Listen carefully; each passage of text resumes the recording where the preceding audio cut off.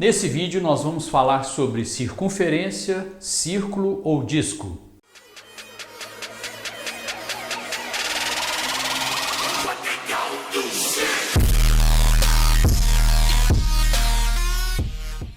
Inicialmente nós vamos ver aqui uma parte introdutória, alguns conceitos importantes. Chamamos de circunferência de centro O e raio R o conjunto de todos os pontos M que estão a uma distância igual a R do centro. E chamamos de círculo ou disco ao conjunto de todos os pontos que estão a uma distância menor ou igual ao raio. Resumindo, a circunferência é só aqui em volta. Uma circunferência ela só tem comprimento, ela só tem perímetro, enquanto que um círculo ele tem área, ele não tem comprimento, círculo ou disco, né? Para exemplificar, um bambolê, por exemplo, tá? O grosso modo seria uma circunferência e uma moedinha achatada seria um círculo ou disco. Quando você liga dois pontos A e B de uma circunferência em linha reta, você tem uma corda AB. Quando você liga esses dois pontos A e B através da circunferência, você tem um arco. E aquela corda que passa pelo centro, como CD, é chamada de diâmetro. O dobro do raio, são dois raios, né? Aqui é a posição entre uma reta e uma circunferência. Essa reta aqui é chamada de reta secante, porque a distância dessa reta ao centro é menor do que o raio. Essa reta aqui é chamada de reta tangente, porque a distância dessa reta ao centro é igual ao raio. E essa reta é uma reta exterior. A distância dessa reta ao centro é maior do que o raio. A reta secante ela tem dois pontos em comum com a circunferência. A reta tangente só tem um ponto em comum, que é chamado de ponto de tangência. E a reta exterior não tem nenhum ponto em comum com a circunferência. Bom, uma consequência imediata disso aqui é que sempre que você tem uma tangente, ela é perpendicular ao raio no ponto de tangência. Essa observação aqui. Aqui você tem uma reta tangente, está lá o ponto de tangência, traçou o raio aqui, vai existir ali um ângulo de 90 graus.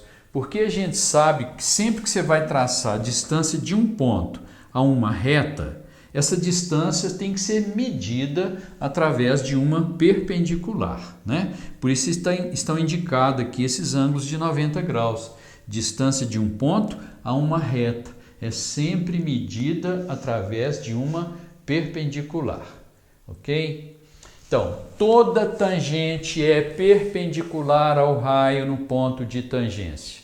Sempre que você for resolver algum exercício e tem uma tangente à circunferência, essa aqui é quase que uma construção obrigatória, né? Traçar o raio no ponto de tangência e colocar ali um ângulo de 90 graus. Uma outra propriedade importante, mas essa aqui a gente praticamente já conhece, eu vou te mostrar. Assim, pode ser que à primeira vista você ache que não conhece, mas conhece sim. Eu tracei aqui uma corda AB e peguei um diâmetro perpendicular a essa corda. O que esse diâmetro faz com essa corda? Parte a corda ao meio e parte o arco correspondente ao meio. Então, todo diâmetro perpendicular a uma corda divide essa corda e o arco correspondente ao meio. Por que a gente já sabia disso? Vou te mostrar. Que construção eu fiz aqui? Eu liguei o ponto O no A, o O no B, ou seja, construí aqui esse triângulo OAB, que é um triângulo isósceles, porque OA é igual ao OB, que é igual ao raio. Ele diz ali que esse diâmetro é perpendicular à corda. Bom, se aqui é um ângulo de 90 graus, então nós vimos quando estudamos triângulo isósceles que esse segmento OM, vamos chamar esse ponto aqui de ponto M, ele representa uma altura por causa do ângulo de 90 graus. Mas no triângulo isósceles, a altura é também mediana. Então esse ponto é ponto médio, vai partir a corda ao meio, como está dizendo ali. E além de ser altura e mediana, é também bissetriz, ou seja, esse ângulo aqui é igual a esse ângulo de cá. Isso significa que esse arco AC é igual ao arco BC, uma vez que esses dois ângulos aqui são iguais. Bom, então estou me retirando para que você consiga um print aí da tela. Antes da gente estudar as relações entre arcos e ângulos em um disco, vamos entender bem a diferença entre arco e ângulo. Quando estudamos circunferência, vimos que um arco é quando você liga dois pontos A e B através da circunferência. Daqui para frente, à palavra arco, nós vamos associar um pedaço de bambolê. Enquanto que à palavra ângulo, nós vamos associar abertura. Então, quando você tem um determinado ângulo entre duas retas ou duas semirretas, você tem ali uma abertura entre elas. Quando você diminui essa abertura, você diminuiu o ângulo. Aumentou a abertura, você aumentou o ângulo. Bom, um arco ele pode ser medido em graus ou radianos ou unidades de comprimento. Sabemos que um arco completo ele mede 360 graus ou 2π radianos. E lembrando que o comprimento da circunferência é 2πr, então um arco ele pode ser medido também em unidades de comprimento, centímetro, metros, etc. Já o ângulo ele só pode ser medido em graus ou radianos. Não tem sentido você medir um ângulo alfa em centímetros, né? Isso não faz sentido. Eu vou te mostrar um exemplo que serve bem para você fazer essa diferença, vai te ajudar a fazer a diferença entre ângulo e arco. Bom, então uma situação interessante, talvez você nunca tenha observado isso, para você ver aí a diferença que tem entre ângulo e arco, né? Quando você tem aqui alguns círculos concêntricos, então eu tenho aqui um ângulo, uma abertura de 50 graus e esses três arcos aqui são arcos de 50 graus também, todos três. Nós vamos ver agora mesmo que esse ângulo aqui é chamado de ângulo central, é aquele ângulo que tem o vértice no centro e a medida do ângulo é a mesma do arco. Então, todos esses três arcos aqui têm o mesmo valor em graus ou em radianos. Porém, em unidades de comprimento, isso não acontece, né? Esse arco aqui, ele tem um comprimento maior do que esse, que tem um comprimento maior do que esse. É uma coisa lógica, porque a medida de um arco em unidades de comprimento vai depender do raio da circunferência, né? Então, esse arco aqui está numa circunferência de raio maior. A medida desse arco em unidades de comprimento será maior do que esse, que será maior do que esse, ok? Bom, agora que a gente já sabe bem a diferença entre ângulo e arco, nós vamos estudar as relações entre arcos e ângulos em um disco. E essas relações vão depender de uma única coisa, da posição do vértice desse ângulo.